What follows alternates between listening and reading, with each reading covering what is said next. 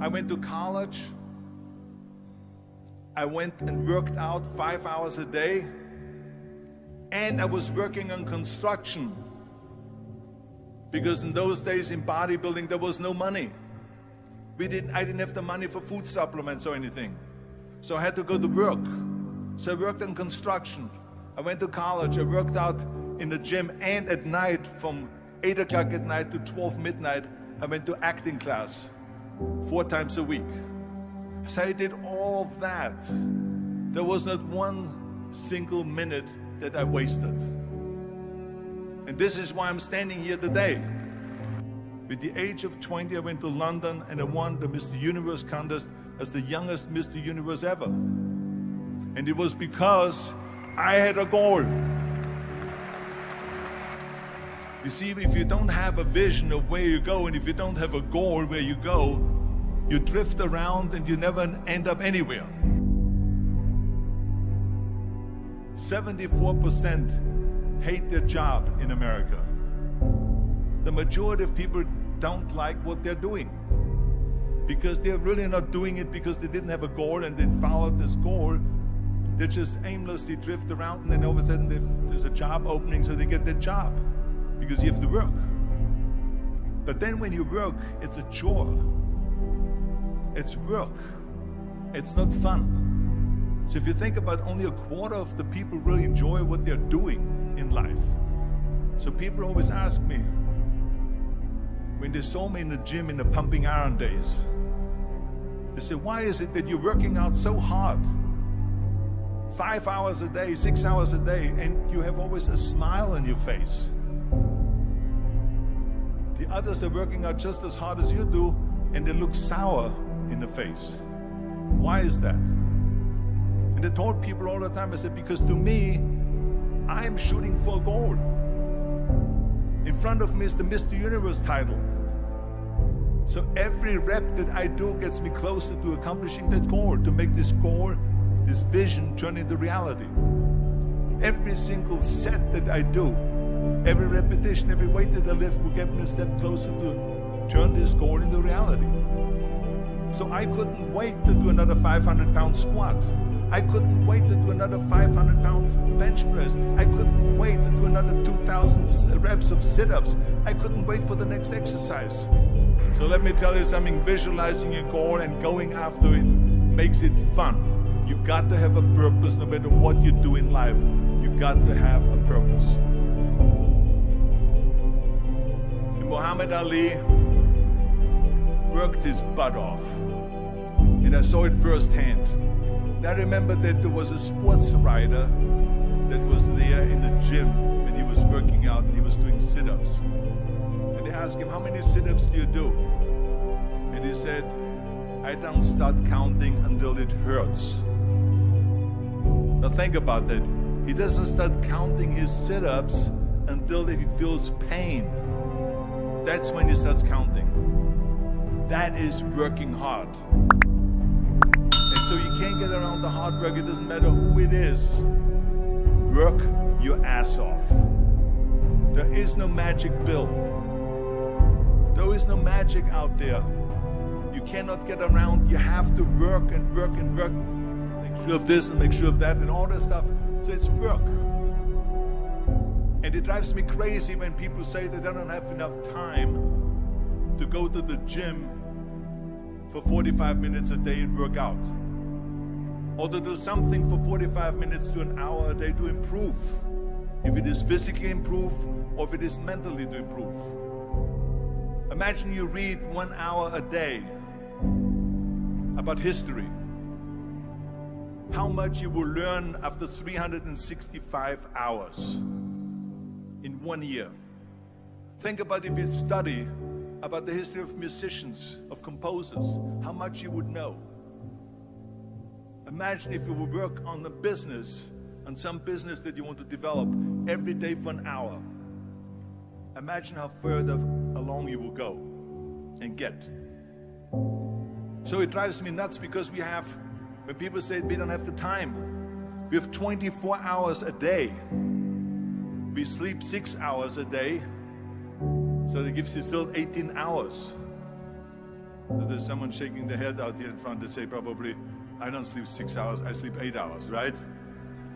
Or just sleep faster. So we have 18 hours a day. The average person works around 8 to 10 hours. So let's assume it's 10 hours, so we have 8 hours left. Then you travel around an hour a day, maybe 2 hours a day. So now you have still 6 hours left. So what do you do with these 6 hours? What do you do with these 6 hours? Then we eat a little bit, then we schmooze a little bit, talk a little bit to people and all that stuff. But you can see how much time there is available if you organize your day.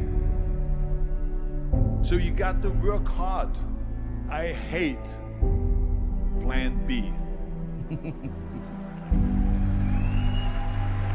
And I tell you why. Because we have so many doubters, as I've said earlier, the no-sayers. We have so many of those people that say no and you can't do it, it's impossible. That is okay because we just turn off, as I said earlier, and we listen and we hear the no being a yes. You can't do it, you can do it, and all of that. So that is possible to do that amongst all the negative people around you. But when you start doubting yourself, that's very dangerous. Because now what you're basically saying is that if my plan doesn't work, I have a fallback plan, I have a plan B. And that means that you start thinking about plan B, and every thought that you put into plan B, you're taking away now that thought and that energy from plan A.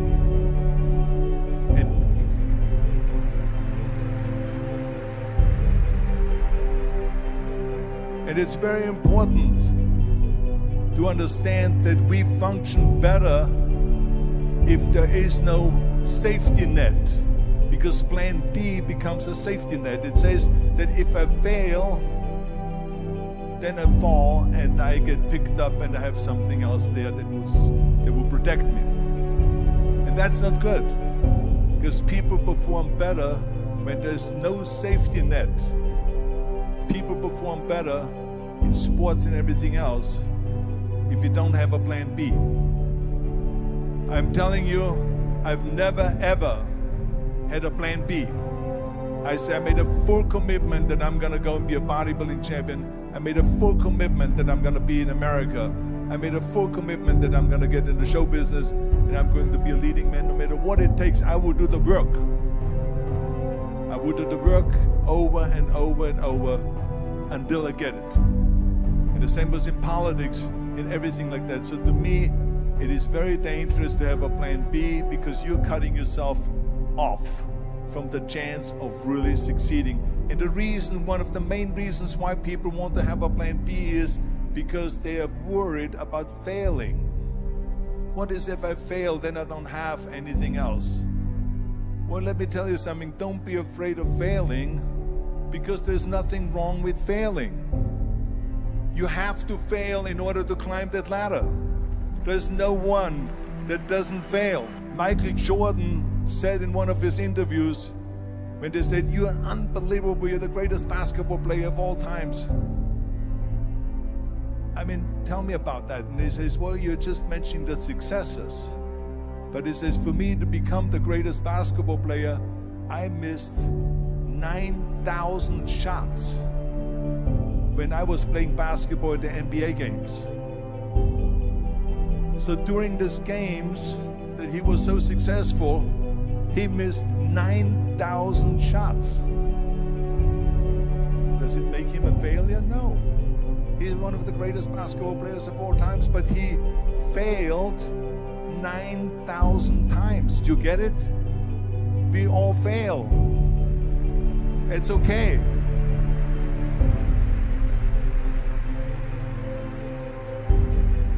What is not okay is that when you fail, you stay down. Whoever stays down is a loser. And winners will fail and get up. Fail and get up.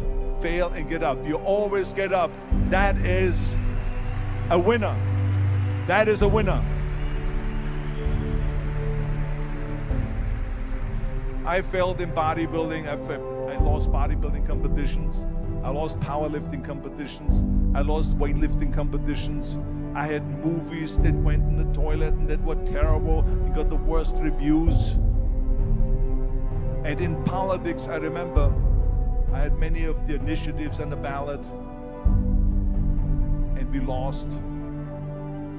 My approval rating in California went down to 28%, and then it went back up again, and I won again the governorship. Hey, we all lose.